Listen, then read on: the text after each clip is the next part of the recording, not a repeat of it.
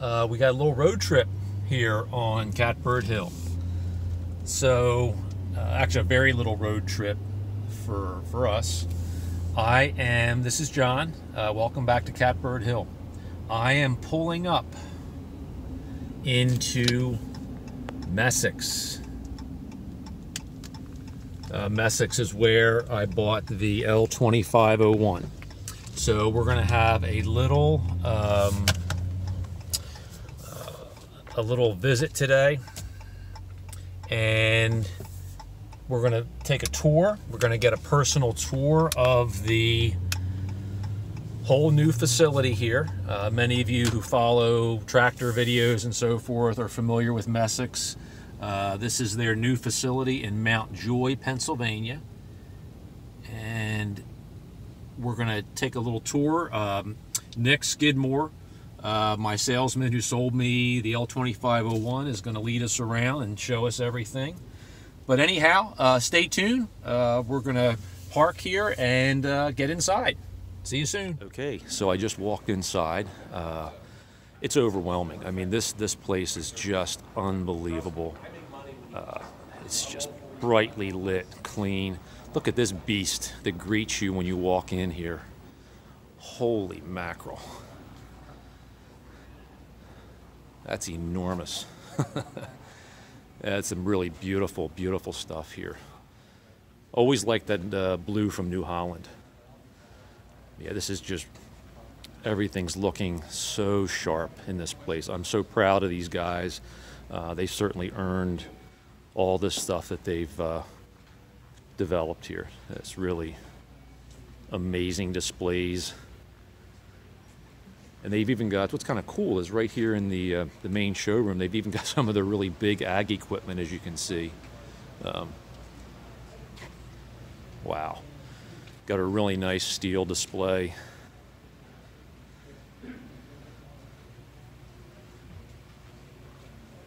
Yeah, tons and tons of trimmers. Wow. Yeah, they've done a really nice job. The lighting and everything in here is awesome. It just makes all the equipment look really, really good. All right, super. We're going to go over and connect with my salesman, Nick, and we'll probably start on a little tour. I'll start our video here. December 17th, and he has been working on the shelves. That's a never-ending job, right? I mean, every single one of these had to be built from scratch. Wow. Yeah.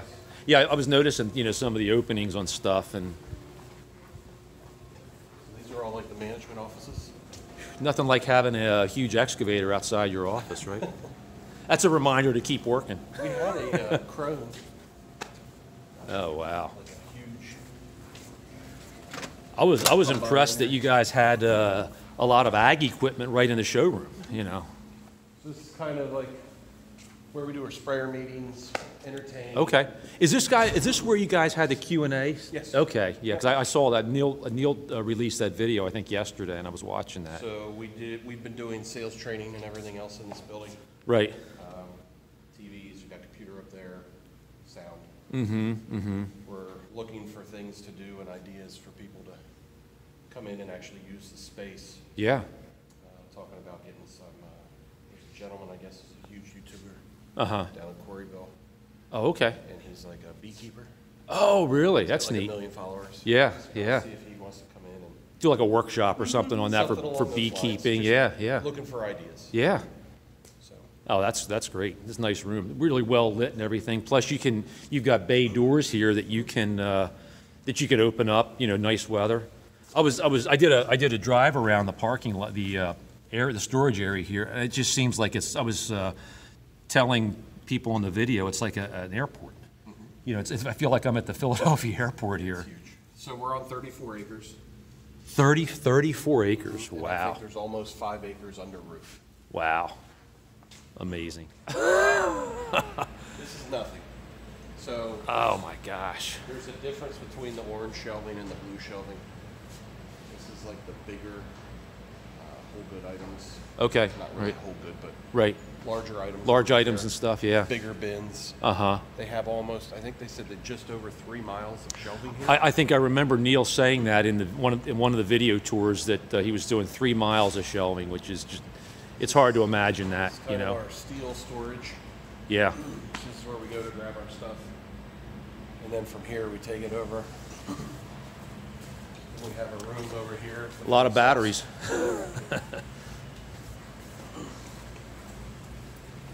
So this is our steel assembly room. We make our own hoses, test batteries. Wow. All of our chains for You got, saws. you guys can make chain? Yeah. You can cut loops and everything, Yep. put loops together. So Nice. all the owner's manuals for all the steel, all that stuff. So Wow. in this room, With is nice metal table here. yeah, in this room is fully ventilated, so we can start our saws up in here. And you can vent out the exhaust? Yep. Nice. That's something we did not have.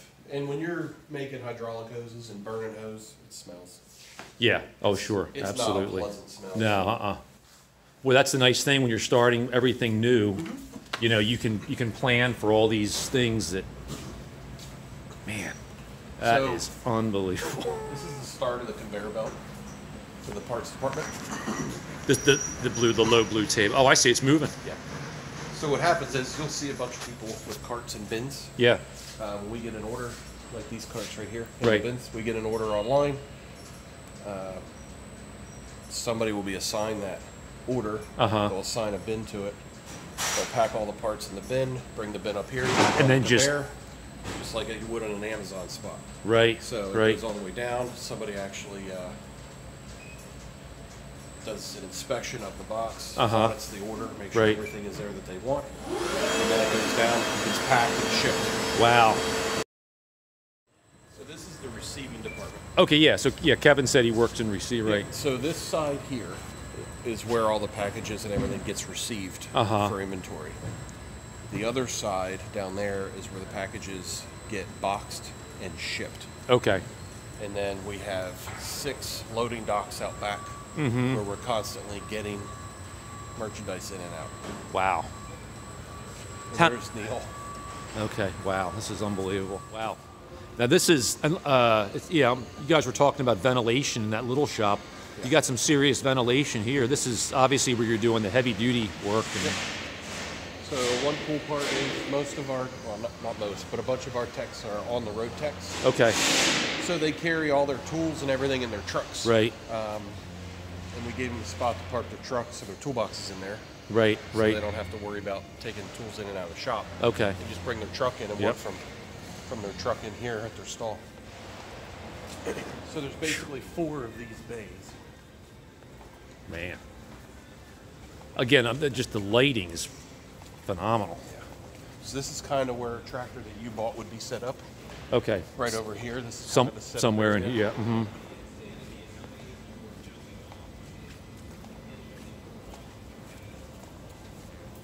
Yeah, it's just amazing. I feel like we're never going to get to the end. We'll get there eventually. So these boxes right here, the service manager, Joe, is on the left. And Okay. Wayne, he's the trucking All right. manager. All of our trucking transportation is all his responsibility. Mm-hmm. Some bigger equipment here. I'll say. I think that tire is taller than I am. Yeah, it is. We had one of those in the showroom around Christmas time. Uh-huh. We put all the desserts on the front of it. Wow. then It's the really last- impressive. The last bay is a lawn and garden shop where you come So in. smaller equipment. Yep. So if right. you wanted to get a spring service for your zero turn, Sure. bring it in, Yep. sharpen the blades, grease all the fittings, oil change. Wow. Very nice. Guys did it right, that's for sure.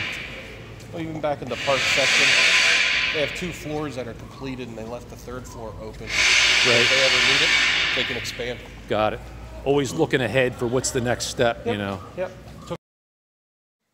I think Neil was actually showing this on one of the tours that he did. All the manuals for your service manuals. Yeah, there's stuff in here from the '60s. He was. I remember him saying that the value of these things is unbelievable. Well, that was my birth year, 1965. So wow, whoever had the foresight to hang on to these things.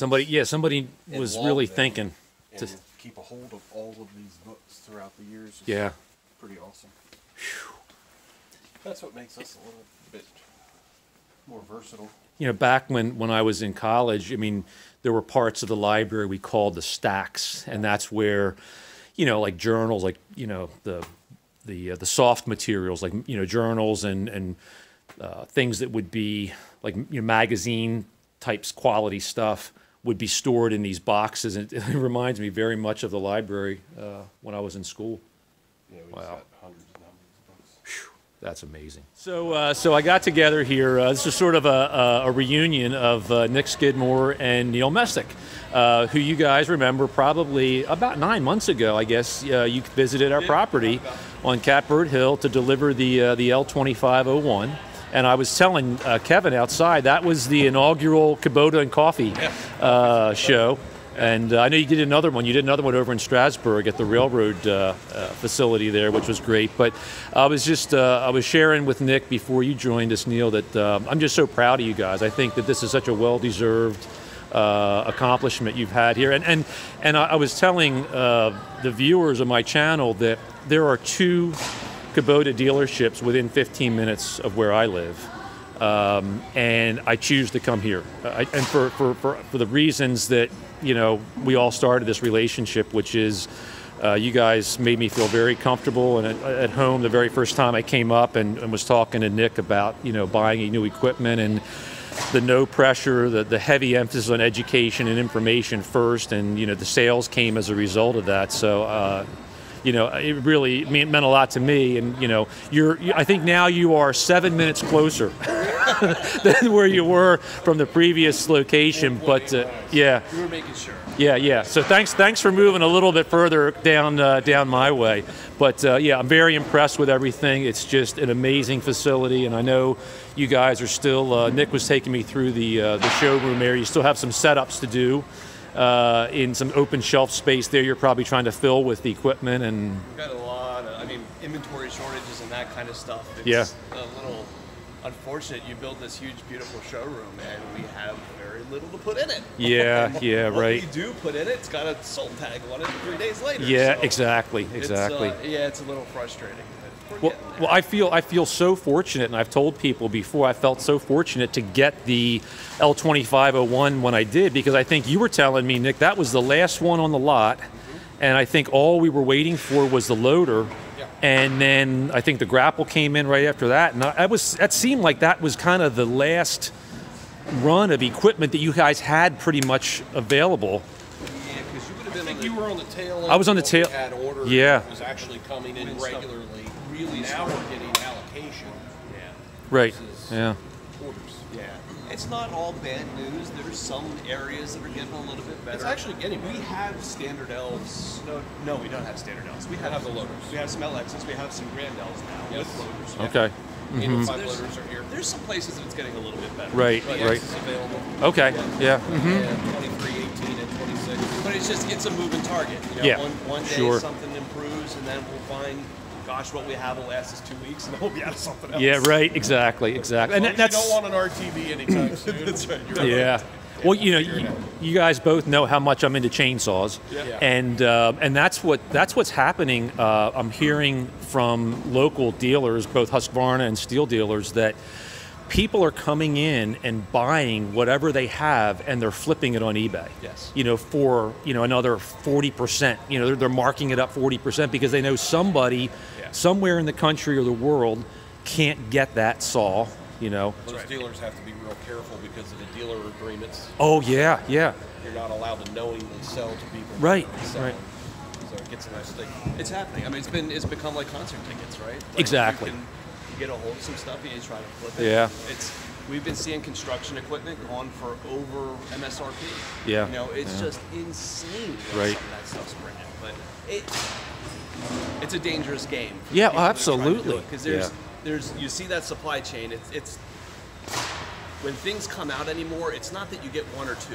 It tends to be that all of a sudden 20 show up. Because they were waiting on tires, right? And then the tires came in, and there's going to be a point where new equipment availability, it becomes good again. Sure, and that market's somebody's gonna get burned. Yeah, right? yeah. So we'll see. Super. Well, listen, thanks a lot. I appreciate you taking the time. I'm sorry your son didn't get to go skiing today. The rain wiped it out. But I mean, you know, we've had some great snow in March. So, and I'm really sorry I missed I was telling Kevin outside, I'm sorry I missed the zero-turn pond race out there. Yeah. We had a good time. The Morgans. We'll get you out next year. Yeah. I've been in touch with Mike Morgan for a while since they started their channel, and I wanted to come up and see him, and I didn't get a chance to chide him about his performance on the zero turn. So, anyhow, guys, thanks a lot. Appreciate it.